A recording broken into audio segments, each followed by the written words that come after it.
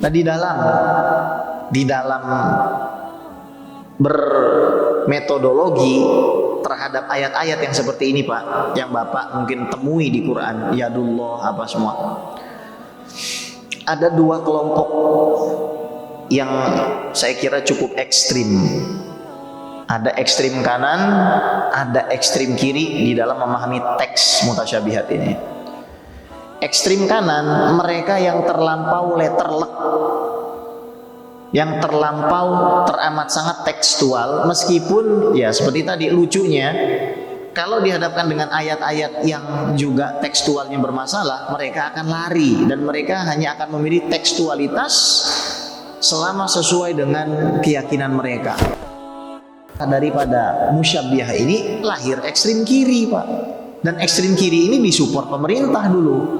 Pemerintah support, ideologinya disupport. Namanya mu'attilah. Mu'attilah itu orang yang menolak teks karena dianggap bertentangan dengan akal, yang secara lembaga namanya Mu'tazilah. Nah, dulu di zaman Nabi kelompok kayak gini nggak ada, tapi kenapa kok ada? Akhirnya karena Islam berkembang, terutama di daerah Persia. Persia ini kan rajanya khurafat, rajanya filsafat. Filsafatnya itu filsafat ibahiyah, permisivisme, apa aja boleh, mikirin apa aja boleh. Ada yang mengatakan Tuhan itu anak kecil, ada yang mengatakan Tuhan itu pemuda, ada yang mengatakan Tuhan itu 7 jengkal, macam-macam. Ada yang mengatakan Tuhan itu air. Jamaah yang dimuliakan oleh Allah, hasil yang maksimal dalam menyaksikan video ini dapat menggunakan headset, earphone, atau alat bantu dengar langsung lainnya. Sudah, mari kita saksikan. Bismillahirrahmanirrahim. Assalamualaikum warahmatullahi wabarakatuh. Alhamdulillah wassalatu wassalamu ala sayyidina Rasulillah Sayyidina Muhammad ibn Abdullah wa ala alihi wa sahbihi wa mawalah, wa la hawla wa la quwwata illa billah. Ashhadu an la ilaha illallah wahdahu la syarika lah, wa ashhadu anna sayyidana wa maulana Muhammadan abduhu wa rasuluhu la nabiyya ba'dah. Amma ba'du, fa nawayna at-ta'allum wa ta'lim wal ifadah wal istifadah wal iqamah wal istiqamah wal hath 'ala tamassuki bi kitabillah wa sunnati rasulillah ibtigha'an mardatillahi wajhil karim. Allahumma faqihna fid din wa 'allimna ta'wil waj'alna minal ladzina yastami'una al-qawla fayattabi'una ahsana. Allahumma arinal haqqa haqqan warzuqna ittiba'ah wa arinal batila batila warzuqna ijtinabah wa adkhilna bi rahmatika fi ibadika salihin, amin ya rabbal alamin. Hadirin hadirat Bapak Ibu sekalian, segenap para alim ulama, para tokoh masyarakat, para hadirin dan segenap pengurus Masjid Asy-Syarif yang dimuliakan oleh Allah. Insyaallah pada pagi hari ini, atas berkat rahmat Allah Subhanahu wa taala, kita akan membahas tentang bagaimana cara memahami ayat-ayat mutasyabihat dan hadis-hadis terkait. Yang perlu kita ketahui, teks yakni Al-Quran dan Sunnah itu bisa diklasifikasikan kepada dua kategori.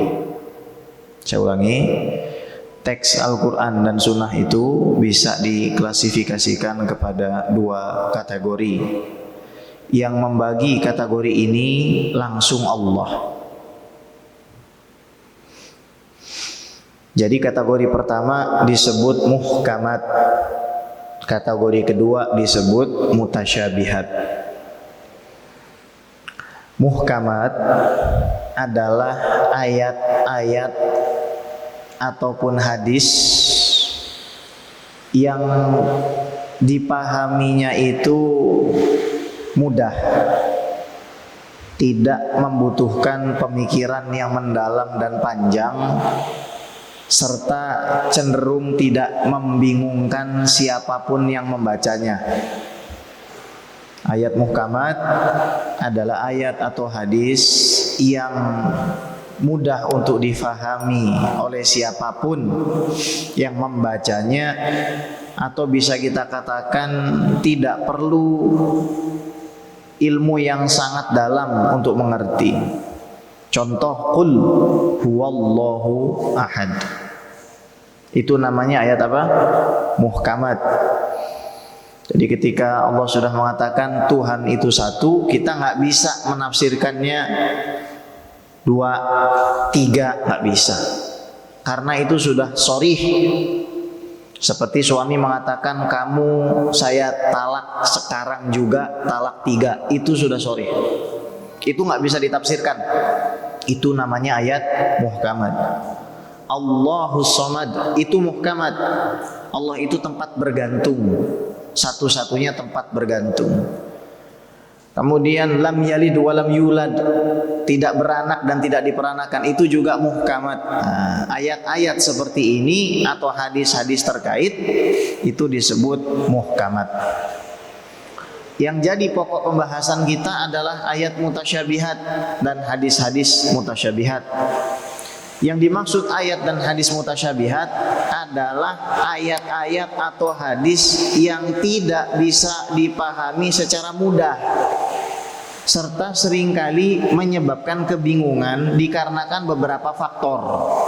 1. Kontradiksi antara satu ayat dengan ayat yang lain secara zahir.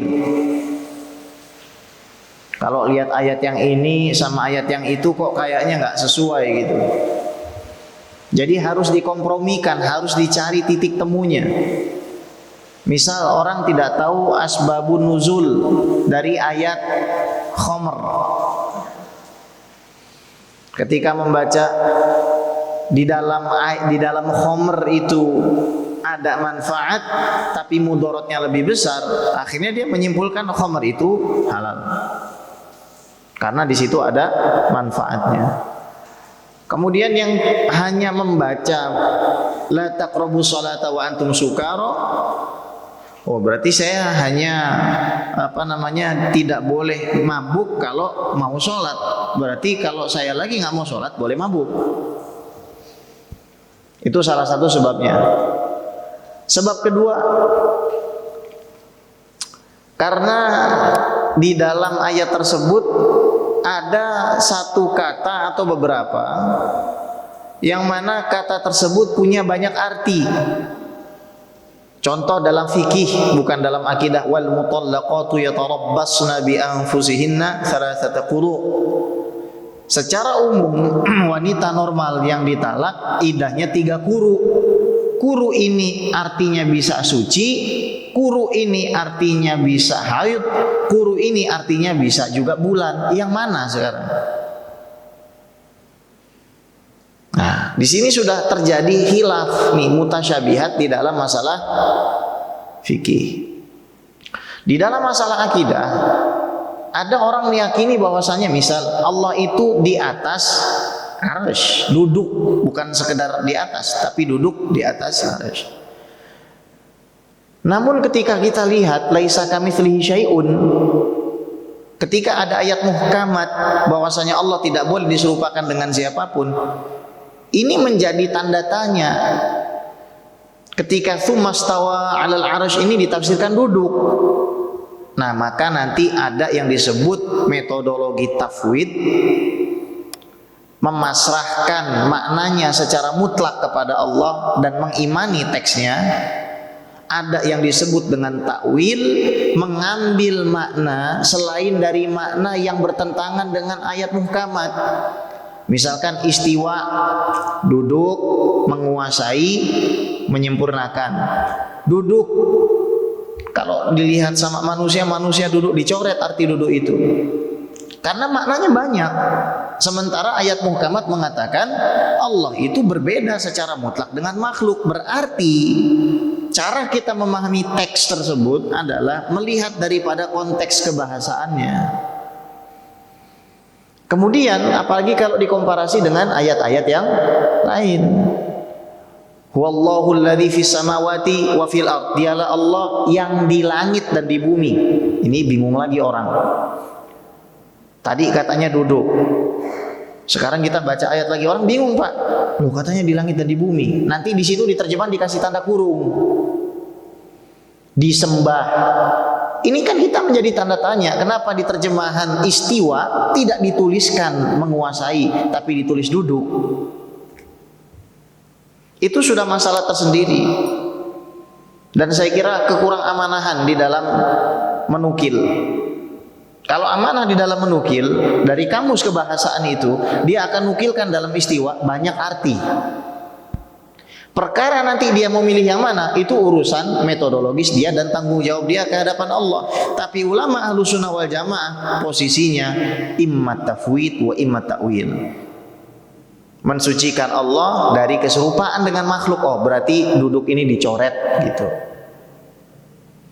Terus ketemu ayat lagi, wa huwa ma'akum ainama kuntum. Dan dia bersama kamu di mana saja kamu berada. Nanti Bapak akan ketemu lagi orang kasih tanda kurung. Allah nggak pernah kasih tanda kurung, Pak, di situ. Apa tanda kurungnya? Ilmu Allah bersama kamu. Lalu di situ tertulis Allah bersama kamu.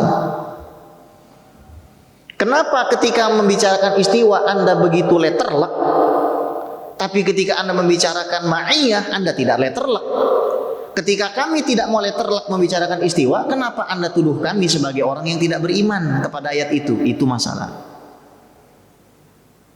Karena ketika ada orang nafsirkan istiwa itu sebagai menguasai, maka pasti konsekuensinya oleh sebagian kalangan akan dituduh sebagai orang yang tidak mengimani ayat itu. Padahal, tolong dicatat, pemahaman terhadap teks bukan teks. Pemahamanmu terhadap teks yang mutasyabihat ini itu bukan teks. Kita imani teksnya, maknanya kita serahkan Allah, atau kita imani teksnya, kita pilih makna yang tidak bertentangan dengan ayat muhkamat, laisa kamitslihi syai'un. Terus ketemu lagi ayat-ayat yang serupa. Fa aina ma tuwallu fa thamma wajhullah. Kemana saja kamu menoleh, di situ ada wajah Allah. Ini polemik juga.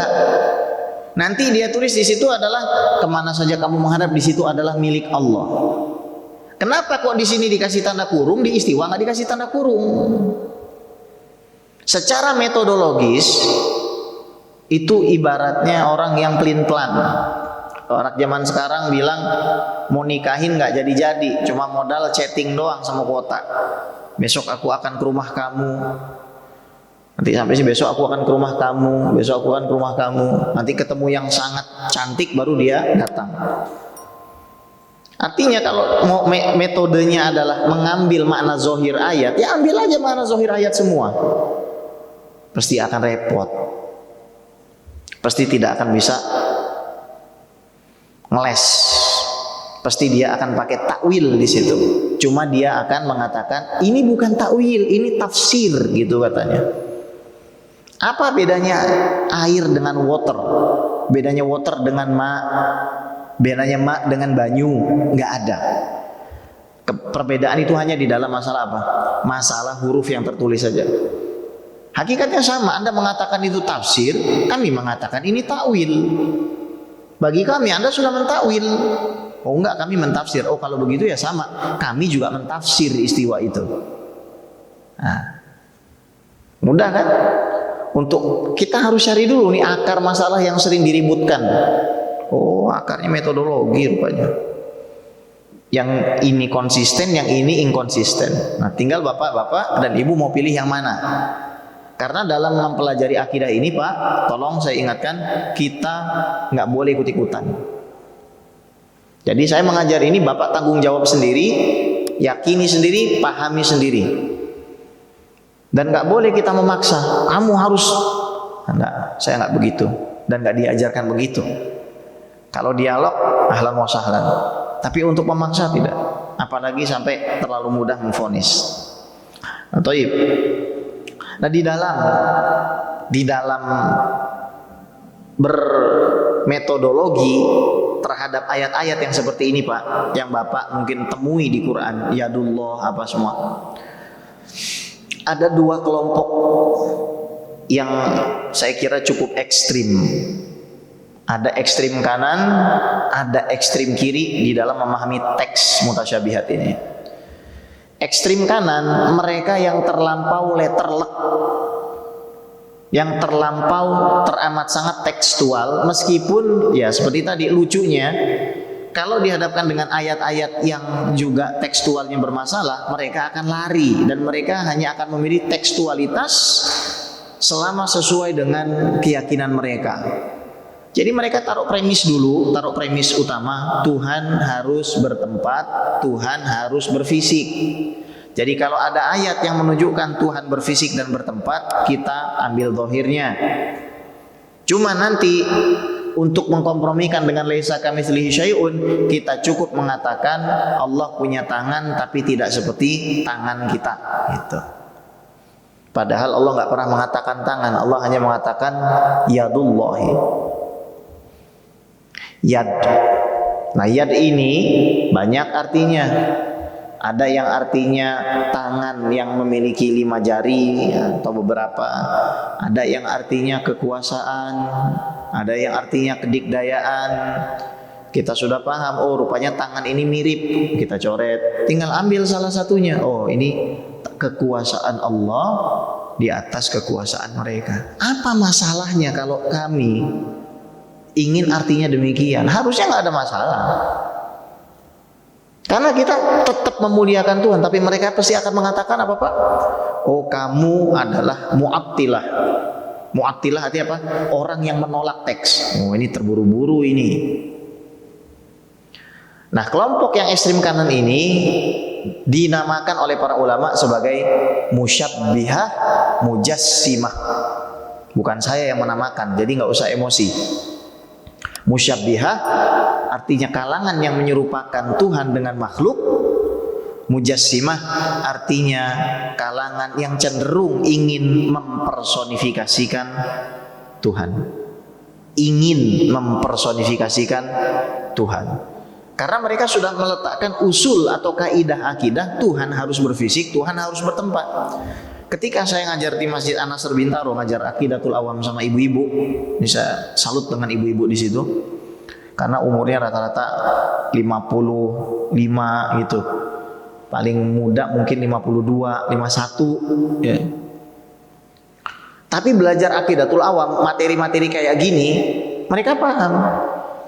Nah, ada satu orang dokter, dia nggak terima terhadap penjelasan ini.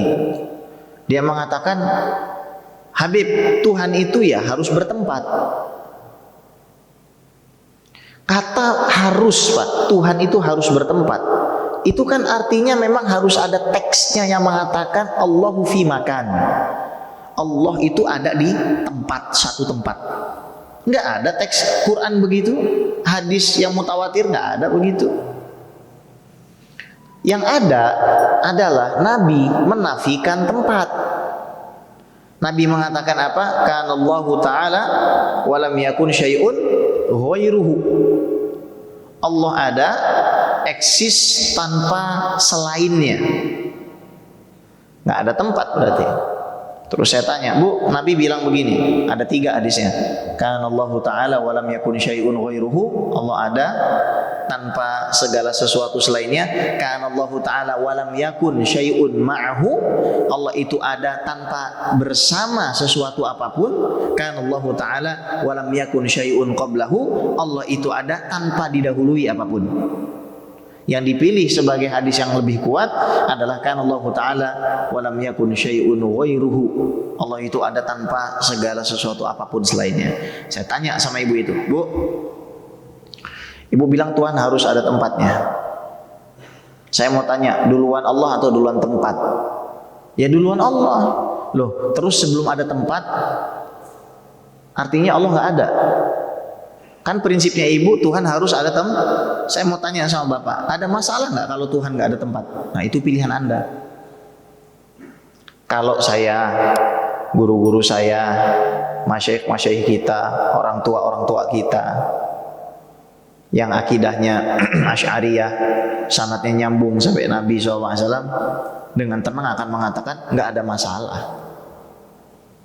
Kenapa kok kita jadi, mohon maaf, terkesan seperti menuhankan tempat dan mengatakan kalau misalkan Tuhan itu ada tempatnya dan bersama tempat, itu sama saja mengatakan bahwasanya ada zat lain selain Allah yang eksis pada saat itu. Bahaya tanpa sadar. Makanya mempelajari ilmu seperti ini tuh harus pakai ketenangan, pakai akal pikiran yang jernih, dan jangan dicekokin orang. Biar mikir sendiri, biar pilih sendiri, dia punya akidah. Nanti tanggung jawab sendiri dia di hadapan Allah Subhanahu wa taala. Begitu para ulama kita. Kenapa akidah Asy'ariyah ini mayoritas? Karena mereka nggak pernah maksa. Nggak pernah. Harus. Oh ya udah, dialog. Tapi tolong ini pikiran dibuka.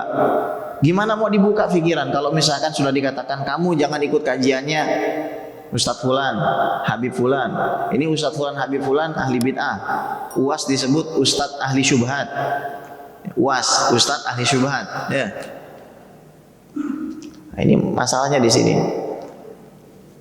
Jadi kalau kita hentikan sebenarnya indoktrinasi orang harus wajib akidahnya ngikutin kita sebagai seorang guru, dan kita biarkan orang itu untuk belajar dari guru yang lain, nanti dia akan komparasi sendiri. Dan siapapun yang belajar dengan saya, Pak, siapapun itu saya malah senang. Udah hadir aja sebenarnya. Antum hadir aja. Kemana-mana antum hadir. Nanti kalau ada antum yang nggak paham, tanya aja. Itu pendidikan, harusnya begitu.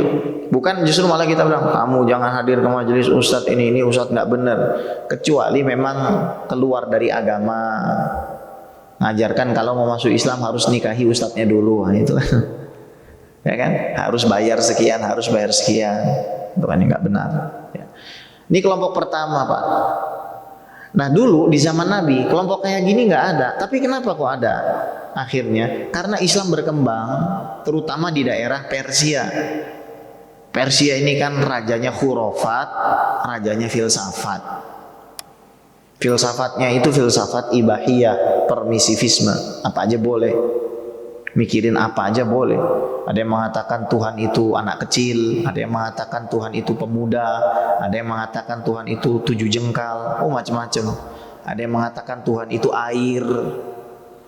Akhirnya secara KTP masuk Islam, secara pemikiran masih bawa yang model begitu. Dan celakanya lagi, memang para sebagian kecil ya, sebagian kecil para ulama, ada ulama-ulama hadis yang punya keyakinan begini, kalau Tuhan itu bertempat dan berfisik. Ada sebagian kecil itu. Nah, sebagai kontra daripada musyabbihah ini lahir ekstrim kiri, Pak. Dan ekstrim kiri ini disupport pemerintah dulu.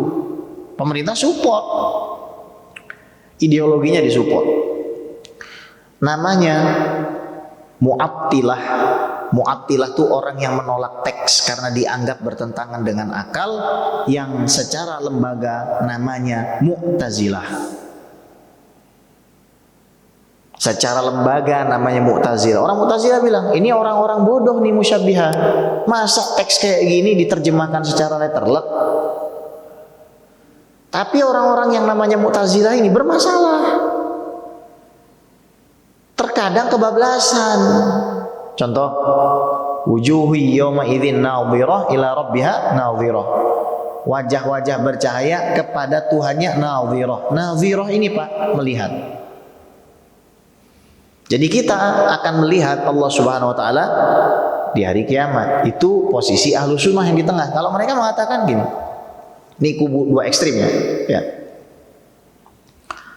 Oh, melihat. Melihat itu indikatornya adalah yang dilihat, ya Pak. Yang dilihat harus berada di tempat.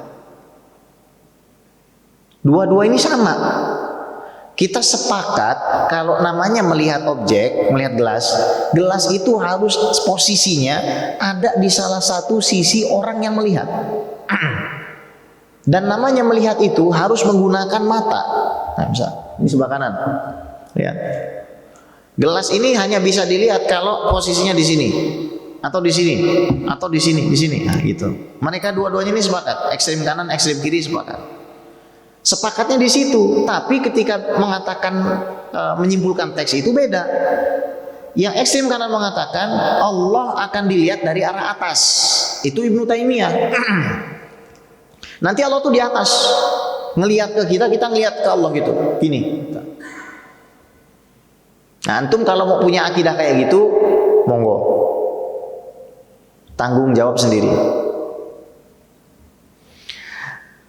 Yang kiri ini mengatakan, oh Tuhan itu kan nggak bertempat, dan melihat itu hanya terjadi kalau objeknya itu bertempat. Berarti Tuhan tidak bisa dilihat.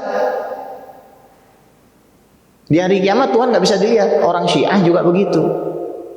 Syiah dengan Mu'tazilah dalam masalah ini sama.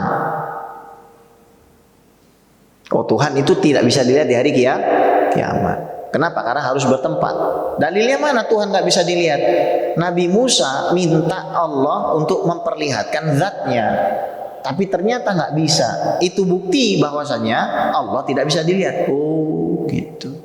Nah, pahamin dulu nih. Ternyata zaman dulu nih orang dua nih bertengkar, ribut.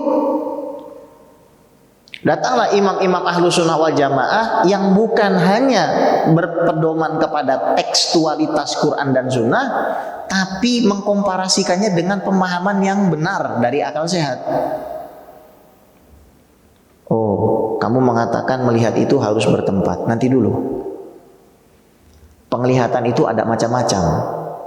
Kata Imam Raghib Al-Asfahani, ru'yah itu anwa'. Penglihatan itu macam-macam. Contoh, penglihatan di dalam tidur. Saya merem nih Pak. Nggak usah tidur. Khoyal dulu deh. Saya lihat gelas ini sekarang. Saya lihat ini gelas. Ketika saya merem, bayangan gelas itu masih bisa saya lihat. Itu juga disebut penglihatan. Meskipun saya nggak punya mata. Ada penglihatan yang sifatnya pakai akal. Memikirkan misalkan, ada orang bilang, ada duren, buahnya warnanya pelangi. Ketika dibuka warnanya pelangi. Bapak nggak pernah ngelihat itu, tapi bisa nggak melihat? Bisa. Itu namanya melihat dengan akal. Ah, tapi kamu tuh terlalu bertele-tele. Saya pengen dalil. Nih dalilnya. Nabi Muhammad SAW ketika sholat, beliau kan ngadep ke arah kiblat. Sahabat di belakangnya itu mungkin ada yang ke sana, ada yang ke sini. Lalu Nabi mengatakan, saya melihat kalian dari belakang seperti saya melihat kalian dari depan. Artinya ternyata untuk melihat tidak perlu mata. Tidak perlu juga orang itu, zat itu harus ada di hadapannya.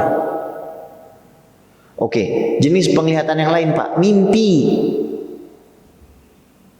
Kenapa kok di dalam Al-Quran langsung ditulis inni ara fil manami anni adbahuka fanzur madza tara. Wahai anakku, kata Nabi Ibrahim alaihissalam, aku melihat di dalam mimpiku, di dalam tidurku. Lihat, melihat di dalam tidur. Istri lagi tidur, dia bangun, kita melek, kita nggak melihat isi mimpi dia, padahal ada mata kita. Dia yang sedang merem, dia melihat sesuatu yang kita nggak lihat. Berarti ada penglihatan yang nggak pakai mata. Kenapa kok buru-buru menafsirkan melihat harus pakai mata dan objeknya harus ada bertempat? Tapi Nabi Musa tadi gimana? Oh, Nabi Musa alaihissalam tidak bodoh soal akidah. Nggak mungkin seorang nabi meminta sesuatu yang mustahil bagi Tuhan. Itu sama saja mengatakan, ya Allah bisa nggak engkau beranak? Atau mengatakan, ya Allah engkau bisa nggak beristri? Nabi itu harus tahu tentang akidahnya dengan benar. Maka Nabi Musa meminta penglihatan itu boleh, menunjukkan bolehnya melihat Allah. Tapi kenapa nggak bisa? Oh, di dunia nggak bisa. Jadi ketika kita melihat yang paling komparatif di dalam memahami dalil-dalil yang seperti ini adalah ahlu sunnah wal jamaah Asy'ariyah Maturidiyah. Makanya akhirnya pergulatan sejarah itu mencatat yang tadinya orang nggak ada yang berani berdebat dengan Mu'tazilah, yang tadinya hanya memvonis sesat, kafir, zindik, datanglah sekelompok orang yang tidak memvonis tapi menghabisi argumentasinya. Akhirnya berbondong-bondong manusia ahli hadis itu, oh ini orang benar. Contoh Abu Dzar al-Harawi, periwayat yang utama dari Sahihul Bukhari. Kerjaannya ngikutin Imam Ibnul Baqillani, murid generasi keduanya, murid Imam Asy'ari generasi kedua. Sampai dipuji-puji, ini Syekhus Sunnah, ini orang pembela sunnah. Dan Imam Abul Hasan al-Asy'ari dalam Al-Ibanah mengatakan, saya ini membela akidah sesuai dengan Imam Sunnah Ahmad bin Hambal. Ketika dinasti Fatimiyah menguasai Mesir, orang Syiah banyak berusaha untuk menyebarkan akidah. Bahkan di masjid-masjid itu dituliskan dengan tinta emas, Pak, laknat kepada Sayyidina Abu Bakar dan Sayyidina Umar, pakai tinta emas. La'anallahu Abu Bakrin wa Umar, la'anallahu Abu Bakrin wa Umar, Allahumma la'an ala Abi Bakrin, ditulis pakai tinta emas. Tapi kita lihat sekarang orang Mesir nggak ada yang Syiah. Kenapa mereka tidak memeluk akidahnya seperti itu, Pak? Salah satunya adalah karena tersebarnya akidah Imam Abul Hasan al-Asy'ari, tersebarnya akidah Imam Abul Hasan al-Asy'ari. Karena meskipun tidak terlembagakan, tidak terinstitusikan, fitrah kita tidak akan menolak itu. Ketika ditanya, kamu mau punya Tuhan yang bertempat atau nggak bertempat? Kebanyakan orang, Bapak tanya aja sama orang yang ada di warteg gitu. Ini diksinya sudah saya kasih yang adil ya.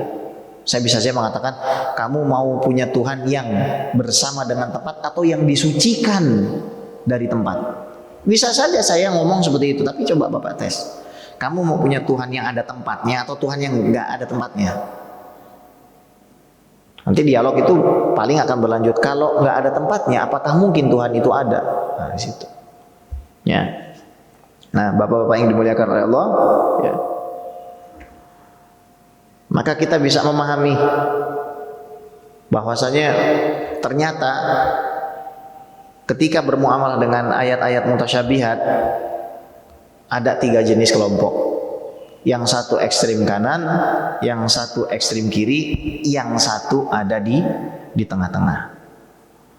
Kita ambil contoh yang lain.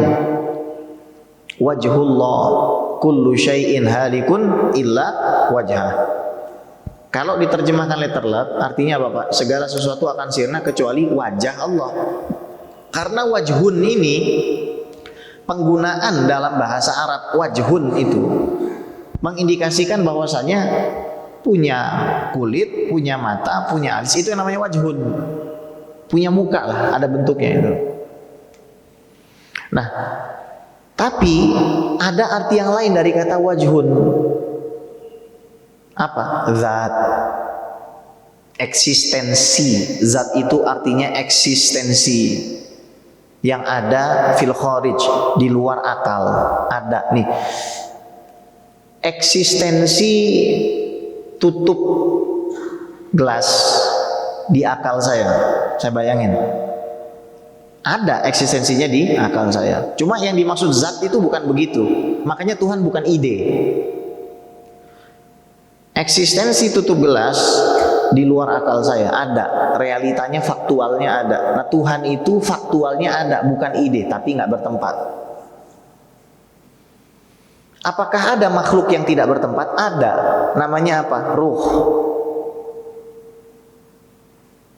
Tapi untuk menjadi Tuhan tidak cukup hanya tidak bertempat.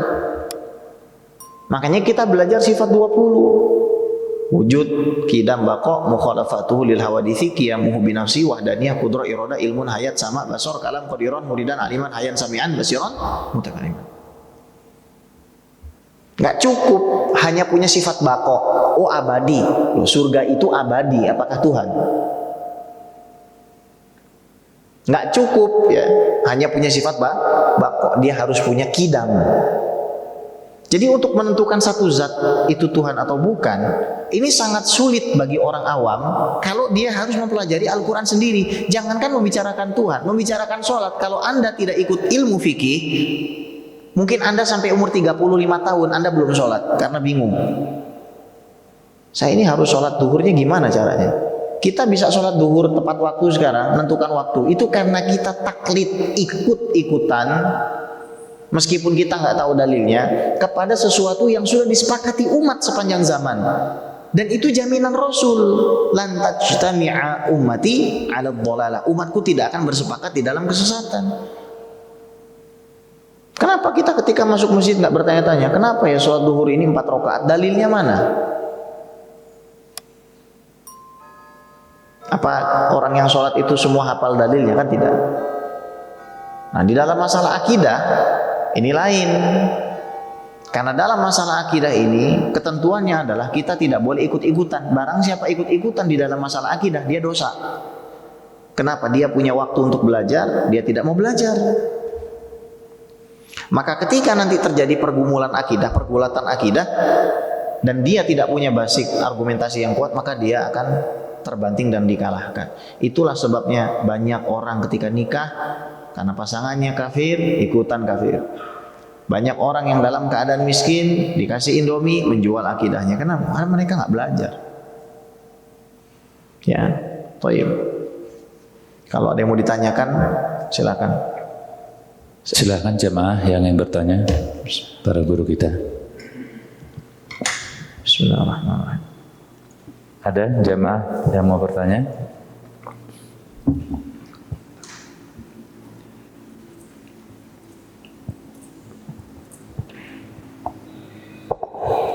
Assalamualaikum warahmatullahi wabarakatuh. Waalaikumsalam warahmatullahi wabarakatuh. Ini pertanyaan di luar konteks yang Ustadz sampaikan. Saya kalau pulang ke Jambi, itu kalau sholat maghrib, bunyi azan langsung qomat. Jadi nggak nunggu ini jamaah. Ini gimana menurut Pak Ustadz? Baik. Sholat wajib, sepakat bahwasannya yang meninggalkan sholat wajib 5 waktu secara sengaja dia berdosa. Kalau dia meninggalkan sholat wajib 5 waktu karena mengatakan sholat wajib 5 waktu itu tidak wajib, bukan berdosa tapi kafir. Masalah dari pertanyaan kita pagi hari ini Pak adalah berarti masalahnya ketika orang itu azan kemudian langsung iqomah tanpa menunggu jamaah. Oke. Sebenarnya kalau lihat secara boleh atau tidaknya, ya boleh-boleh saja. Karena tidak ada kewajiban untuk bagi orang yang mengatakan sholat berjamaah itu sunnah muakkadah, tidak ada kewajiban untuk menunggu orang lain. Tapi bagi yang mengatakan fardu kifayah, maka dia sudah pasti berdosa, Pak. Dan bahkan kalau ada di dalam satu kampung orang-orang yang tidak mengumandangkan azan, kemudian tidak sholat berjamaah, maka imam itu presiden. Imam itu harus melayangkan teguran. Kalau teguran dilayangkan tidak diindahkan, Pak, dari satu kampung itu nggak ada yang azan, masih nggak ada yang azan, maka imam berhak untuk memerangi kaum itu. Nah, dari pemahaman ini kita bisa menyimpulkan apa fungsinya azan kalau ternyata tidak didirikan sholat berjamaah. Karena di dalam masalah ini lebih utama kita mengambil yang fardu kifayah, ma fa'alahul ba'd idza fa'alahul ba'd saqata 'anil baqin. Kalau sebagian melakukan, maka sebagian lagi tidak akan dosa.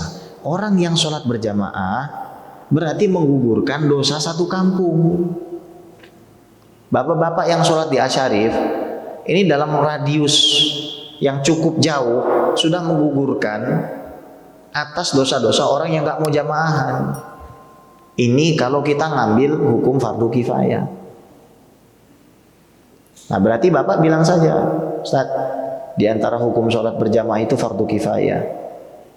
Artinya sesuatu yang harus terjadi, apabila sesuatu ini tidak terjadi maka akan berdosa, maka sesuatu itu juga dihukumi wajib, seperti wudu. Nunggu jamaah itu seperti wudu bagi sholat, Pak. Jadi ya suruh aja tunggu, Pak. Jangan langsung komat gitu. Semoga bisa dimengerti. Baik. Silakan Pak. Ya, silakan. Assalamualaikum Ustaz. Ya. Perkenalkan saya Asrin Sarsono. Izin bertanya, Habib, kitabnya Habib itu judulnya apa? Pengarangnya siapa?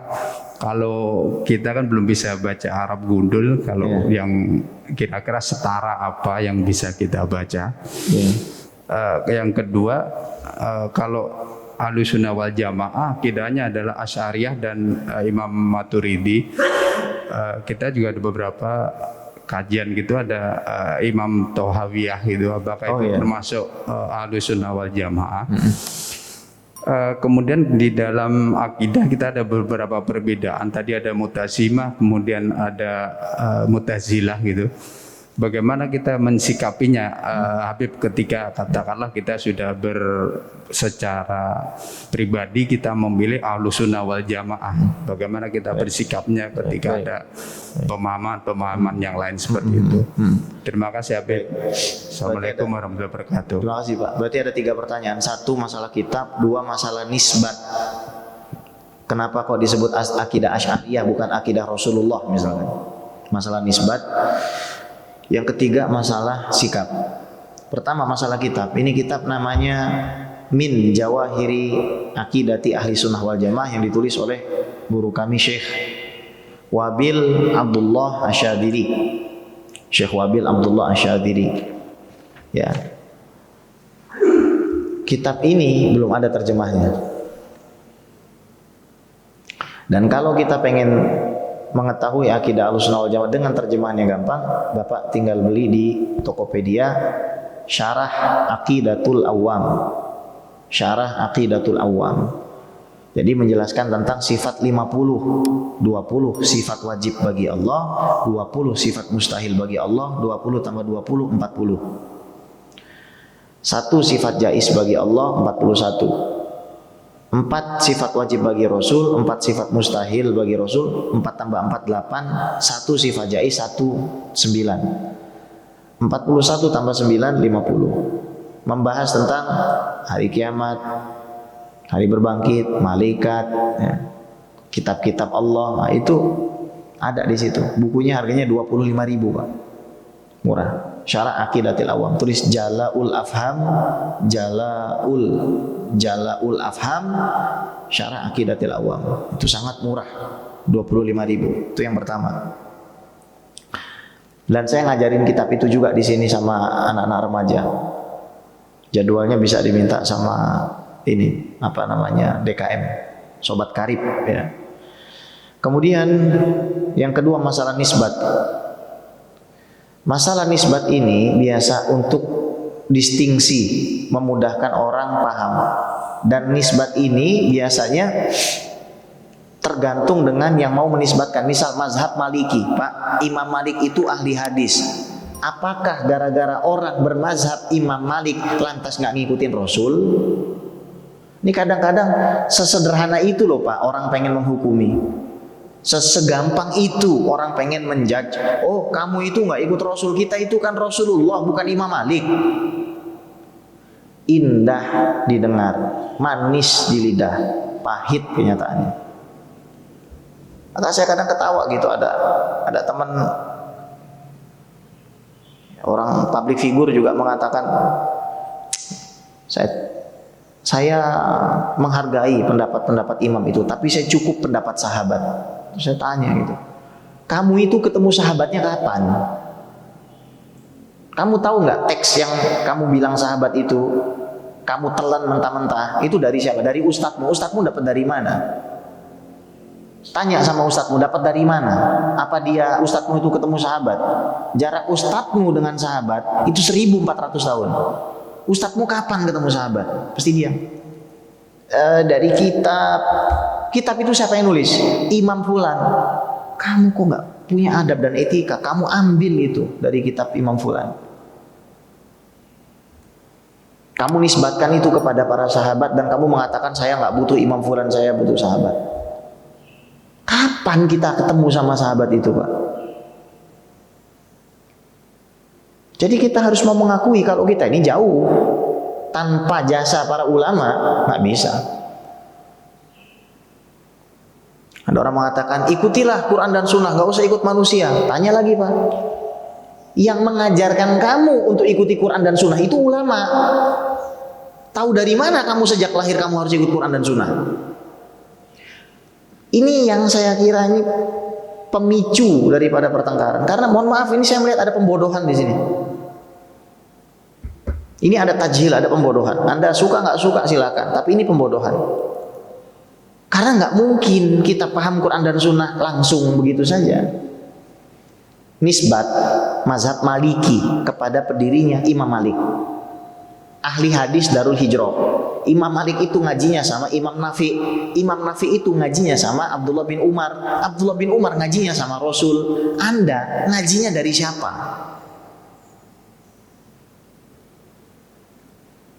Nah, maka kita harus membedakan apa yang disebut mujma' alaih, sesuatu yang disepakati, dan mukhtalafi, sesuatu yang dipersengketakan oleh para ulama itu. Kalau yang disepakati ini nggak usah kita bahas. Contoh yang disepakati, Pak, sholat 5 waktu itu wajib, fardu ain. Fardu ain. Nggak ada orang ribut masalah sholat 5 waktu, Pak. Kecuali yang mengatakan sholat 3 waktu. Itu nanti jadi masalah di situ. Zina itu haram, itu bukan mazhab itu. Zina itu haram sudah tahu orang. Mazhab itu adalah apabila ada orang nggak sengaja berzina, dianggap itu istrinya. Itu gimana hukumnya? Apakah harus dirajam? Khilaf. Masalah kuru tadi itu, apakah 3 kali suci, 3 kali haid, 3 bulan? Itu juga masalah. Khilaf. Dilihat ada teks yang menjelaskan nggak? Oh, rupanya dari komparasi para ulama mereka beda-beda. Imam Syafi'i bilang 3 kali suci, yang lain mengatakan 3 kali haid, yang lain mengatakan mematok 3 bulan. Anda mengatakan ikut sahabat, Anda ini sebenarnya sedang ikut ustadz Anda yang mengatakan sahabat. Begitu, hakikatnya seperti itu. Nisbat kepada Syafi'i namanya Muhammad bin Idris. Harusnya Imam Muhammad, mazhab Muhammadiyah, Pak, bukan Syafi'iyah. Kenapa kok jadi Syafi'i? Karena cari keberkahan dari kakek beliau seorang sahabat namanya Syafi'i. Oh yaudah kita cari berkahnya, nisbatnya Syafi'i. Beliau nggak pernah bikin pamflet terus mengatakan ikutilah mazhab saya Syafi'i. Imam Malik juga nggak pernah bikin begitu. Cuma orang menisbatkan saja. Nah, Imam Abu Ja'far At-Tahawi ini meninggalnya, lahirnya mirip-mirip sama Imam Asy'ari sama Imam Maturidi. Cuman beda kota. Imam Asy'ari di Basra, Imam Maturidi di daerah Khurasan, ya, yang Tajikistan, Kazakhstan itu. Imam Tahawi di Mesir. Dulu nggak ada WhatsApp sama YouTube. Jadi nggak pernah ketemu pemikirannya lewat muridnya. Oh, ternyata cocok.